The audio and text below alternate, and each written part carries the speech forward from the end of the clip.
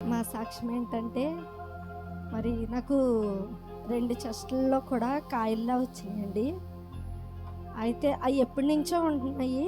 అవి నేను పట్టించుకోలేదు. అవి కాక మధ్యన మళ్ళీ ఒక కాయలాగా గట్టిగా రాయిలాగా ఒకటి ఏర్పడింది. నేను భయపడ్డానండి. భయపడి మా ఆయనకి చెప్పాను. చెప్తే హాస్పిటల్‌కి వెళ్దామన్నాడు. అన్నాక నాకు భయమేసిందండి. చాలా భయమేసింది. ఏం చెయ్యాలో కూడా నాకు తోచలేదు. రమేష్ అన్నయ్యకి అంటే రేపు హాస్పిటల్‌కి వెళ్దామనగా రమేష్ అన్నయ్యకి సాయంత్రం నేను ఫోన్ చేసి చెప్పానండి. అన్నయ్య ఇలా ఉన్నాయి. నాకు చూస్తే 3 ఆడపిల్లలండి అన్నయ్య. మరి దీనివల్ల నాకు ఏమన్నా ఇబ్బంది అవుతే నా పిల్లలు ఏమవుతారో నాకు తెలియట్లేదు అన్నయ్య. నాకు చాలా భయంగా ఉందన్నయ్య. చాలా చిన్నోళ్ళు అన్నయ్య నా పిల్లలు, 3 ఆడపిల్లలేనన్నయ్య అని నేను అంతగానో ఏడ్చి అన్నయ్యకి చెప్పాను. అమ్మ నువ్వు ముందు హాస్పిటల్కి వెళ్ళు, మన దేవుడు శక్తిమంతుడు, ఆశ్చర్యకరమైన వాడు, ఆయన పక్షాన గొప్పగా కార్యం చేస్తాడు, నువ్వేం భయపడద్దు, నేను నా సంఘం కూడా ఎంతగానో నీకోసం మేము ప్రార్థన చేస్తాం, నువ్వు అస్సలు భయపడొద్దు తల్లి అన్నాడు. మీరు కూడా ప్రార్థన చేసుకోండి, మేమే కాదు నువ్వు కూడా ప్రార్థన చేసుకుని హాస్పిటల్కి వెళ్ళి తల్లి అన్నాడు. ఆ రోజు ఉదయమే నేను కోర్టులో పనిచేస్తానండి. ఆ రోజు నేను హాస్పిటల్కి వెళ్ళామండి. హాస్పిటల్కి వెళ్ళినప్పుడు కూడా ఆవిడ టెస్ట్ రాసిందండి. 2 టెస్టులు రాశారు. రాసాక మేము అక్కడ పట్టుకుని వెళ్తే టైం అయిపోయింది, రేపు ఉదయం రమ్మని చెప్పారండి మాకు. అన్నయ్యకి ఫోన్ చేసి చెప్పాను, అన్నయ్య మందులు రాస్తారేమో అనుకున్నాను, టెస్టులు రాస్తారన్నయ్య, ఆ టెస్టుల్లో ఏమొస్తుందని భయంగా ఉందని మళ్ళీ అన్నయ్యకి ఫోన్ చేసి అన్నయ్య లిఫ్ట్ చేయలేదు.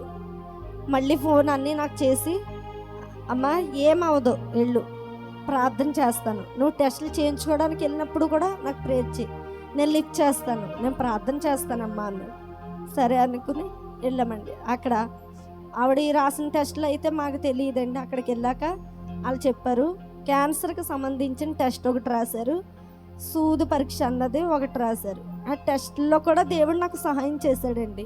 డాక్టర్ అమ్మగారు అన్నారంట, క్యాన్సర్కి సంబంధించింది టెస్ట్ అయితే కాదు, వద్దు, వేరే టెస్ట్లో తెలిసిపోతుంది, అమ్మాయికి ఆ టెస్ట్ అవసరం లేదు,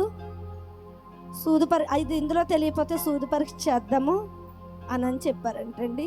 మేము భయపడిపోయాం. నేనైతే ధైర్యంగా ఉన్నాను, అన్నీ చెప్పిన మాటలకైతే ధైర్యంగా ఉన్నాను. నా భర్త అయితే చాలా భయపడిపోయి పాపం బయటికి వెళ్ళి కూడా ఏడ్చేస్తున్నాడు. అయితే పిలుస్తారండి టెస్ట్ చేయడానికి, మీరు పక్కన ఉండండి అని చెప్పారు. మా ఆయన పాపం కాళ్ళు చేతులు చెమటలు పట్టేసి భయపడిపోతున్నాడు. నేను అన్నాను, నేను బాగానే ఉంటాను, దేవుడు మన పక్షాన గొప్పగా కార్యం చేస్తాడో నాకు నమ్మకం ఉంది, నువ్వే భయపడిపోతే నాకెవరు ధైర్యం చెప్తారు అని నేను అంతగానో ఏడ్చానండి. లేదు నువ్వు ధైర్యంగా వెళ్ళు, నేనేం భయపడతలేదు అని నాకు చెప్తున్నాడు, తను భయపడిపోతున్నాడు. నేనైతే భయపడలేదు. అయితే పిలుస్తానన్నారు. మాకు రాసి ఇచ్చారండి లోపలికి పంపించడానికి. ఆవిడ సిస్టర్ దగ్గర అది తీసుకుని మేము ఒక్క నిమిషం అని మేము బయటకు వచ్చి మళ్ళీ అన్నయ్యకి ఫోన్ చేశానండి. అన్నయ్య నేను టెస్ట్ చేయించుకోవడానికి లోపలికి వెళ్తున్నాను అన్నయ్య, నా కోసం నువ్వు ప్రార్థన చేయన్నయ్య, నాకు ఈ టెస్ట్లో ఏమీ రాకూడదని అంటే, అమ్మ కళ్ళు మూసుకో తల్లి, నేను ప్రార్థన చేస్తాననే అన్నయ్య ప్రార్థన చేశారు. నాకు ప్రార్థన చేశాక ఏండి టెస్ట్ అయితే ఇప్పుడు ఇచ్చేస్తాము, టెస్ట్లో కానీ తెలియకపోతే మాత్రం ఆ కాయ నుంచి బ్లడ్ తీసి సూది పరీక్ష చేస్తాము, అందులో ఏంటన్నది క్లియర్గా తెలిసిపోతుంది అని అన్నారు. సరేనండి అని చెప్పొచ్చాక స్కానింగ్ అయితే తీస్తారు. లోపలికి వెళ్ళాక ఆవిడ ఇది ఎప్పటి నుంచి ఉంటుందమ్మా, చాలా గట్టిగా ఉంది, ఎప్పటి నుంచి ఉంది ఏంటి, పిల్లకి పాలు ఇస్తున్నారా మానేసారా అని అడిగారు. మానేసామండి. పాపకు కూడా 6 years అవుతుందండి, పాపకి పాలు మానేసాను అన్నాను. సర్లేమ్మ అయితే చూద్దాము, ఏం భయపడకని చెప్పారు. వాళ్ళు అయితే చెప్పారు, నాకు భయం వేస్తుందండి. అయితే చేయించుకుని వచ్చేసామండి. స్కానింగ్ రిపోర్ట్ అయితే వచ్చింది, అందులో తెలియలేదన్నారండి.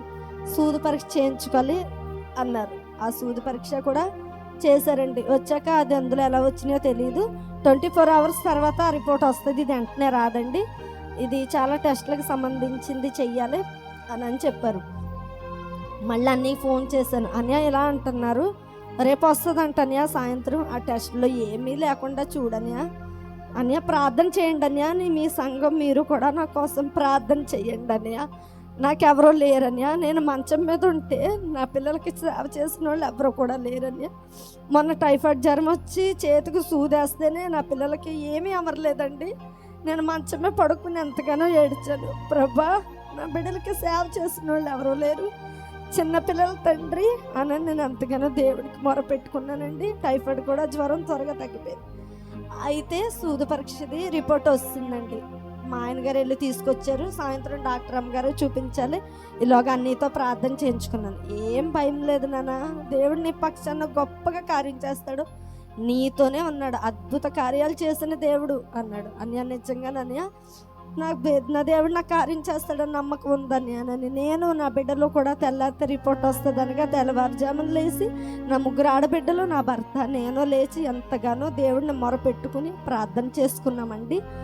మధ్యాహ్నం సాయంత్రం 4 గంటలకు ఎప్పుడో రిపోర్ట్ వచ్చింది. నేనైతే డ్యూటీకి వెళ్ళిపోయాను.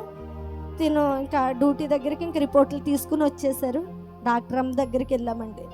వెళ్తున్నాం కానీ భయంగా ఉంది. ఏం చెప్తారు, ఆపరేషన్ పడుతుందా, క్యాన్సర్ కాకపోయినా కాయను బయటికి తీయాలని అంటారా, మళ్ళీ రెస్ట్, నా డ్యూటీకి ఆటంకం, పిల్లలకి ఏమీ అమరదు ఏ బాబు అనని ఇంకా ఆలోచించేసుకున్నాను. ఏమవుతుంది తండ్రి, అయ్యా నా మీద అయితే నాయన కత్తి ఘాటు కూడా పడకుండా చూడు ప్రభా, టాబ్లెట్స్ ద్వారా తగ్గిపోయేలాగా నాకు సహాయం దయచేయనని నేను దేవుడిని ఎంతగానో మొరపెట్టుకున్నానండి. నేను నా భర్త లోపలికి వెళ్ళాం. ఆవిడ చాలాసేపు అన్ని రిపోర్ట్లు చెక్ చేశాక ఆవిడ చూస్తుంది, ఆలోచించి అప్పుడు మా ఆయన గారిని నన్ను దగ్గరికి పిలిచి, ఇదిగో ఇక్కడ ఇలాగా గ్రీన్ మార్కు చుట్టూ ఉంది కదమ్మా, ఇదే నీ చెస్ట్లో ఉన్న కంతిది, అది ఏమీ లేదమ్మా, పెద్ద ప్రాబ్లం ఏమీ లేదు, దానికి చిన్న చీమలా పట్టింది, దాని చుట్టూరు లైట్గా మన గుండ్లకి ఎలా అయితే పసర పడుతుందో అలా పట్టింది, నేను ట్యాబ్లెట్లు రాస్తాను, దాని ద్వారా నీకు తగ్గిపోతుంది, తగ్గకపోతే నేను సూది ద్వారా దాన్ని పసరన్నది తీసివేస్తాను అని వారం రోజులకి ట్యాబ్లెట్లు రాసిందండి. మేము బయటకు వచ్చాక నేను నా భర్త గారు ఎంతగానో సంతోషపడి ఇంక ఎలా ఏడ్చామంటే, తండ్రి నా పట్ల నువ్వెంత మేలు చేసావు ప్రభా నాయనా, మరి నేను ఏ ఆపరేషన్ అయిపోతుంది, దాన్ని బయటికి తీసేస్తారు అని ఆలోచించాను నేను, కానీ నా పక్షాన్ని నువ్వెంతగానో మేలు చేసావు ప్రభానని ఫస్ట్ గుంట హాస్పిటల్ నుంచి బయటికి రాగాలని అన్నయ్యకి ఫోన్ చేశాను. అన్నయ్య ప్రేయర్లో ఉన్నట్టున్నారు, ఫోన్ లిఫ్ట్ చేయలేదు. మళ్ళీ వెంటనే అన్నయ్య ఒక 15 గంట ఆగాక తల్లి చెప్పరా అన్నారు. అన్నయ్య రిపోర్ట్లు వచ్చినాయి అన్నయ్య, రిపోర్ట్లో ఏమీ లేదన్నారు అన్నయ్య, టాబ్లెట్లు రాశారన్నయ్య. అన్నయ్య చాలా వందనాలు అన్నయ్య, నీకు మీ సంఘానికి కూడా ఎంతో వందనాలని నేను అన్నయ్యకి ప్రేయర్ చేసి చెప్పుకున్నానండి. నా పట్ల, నా కుటుంబం పట్ల, నా ఆరోగ్యం పట్ల అన్నయ్య సంఘమంతా ఎంతగానో ప్రార్థన చేశారు. మీ అందరికీ ప్రత్యేకంగా ఒక్కొక్కరికి చాలా వందనాలండి. మా కోసం, మా కుటుంబం కోసం ప్రార్థన చేయండి. మా అత్తగారు కూడా క్యాన్సర్తో బాధపడుతున్నారు, 2 కీమోలు అయిపోయినాయండి, మరి 3వది డబుల్ డోస్ ఇస్తున్నారు, తనకి చాలా నీరసంగా ఉంటుంది. 2 కూడా దేవుడు సహాయం చేశాడు. మరి 3వది కూడా మా అత్తగారు తట్టుకునే శక్తిని భగవంతుడు దయచేయాలని నా కోసం అయితే ఎలా ప్రార్థన చేశారో మా అత్తమ్మ కోసం కూడా అలాగే ప్రార్థన చేసి మా మధ్యన పెద్ద దిక్కుగా ఉండేలాగా నా అత్తమ్మ కోసం కూడా మీరు అందరూ ప్రార్థన చేయమని వేడుకుంటున్నానండి. మీ అనుదిన ప్రార్థనలో కూడా పెట్టండి. మా కుటుంబం కోసం మా అత్తగారిని జ్ఞాపకం చేసుకోండి. దేవుడి సాక్ష్యం దీవించిన గట్టిగా తప్పుడు కూడా దేవుని మహిమపడతాం గట్టిగా. ఇంకొక చిన్న సాక్ష్యం, సురేష్ ఒక సాక్ష్యం చెప్తాడు తన భర్త. ముందుగా దేవాది దేవునికి వందనాలండి, రమేష్ అన్నికి వందనాలు.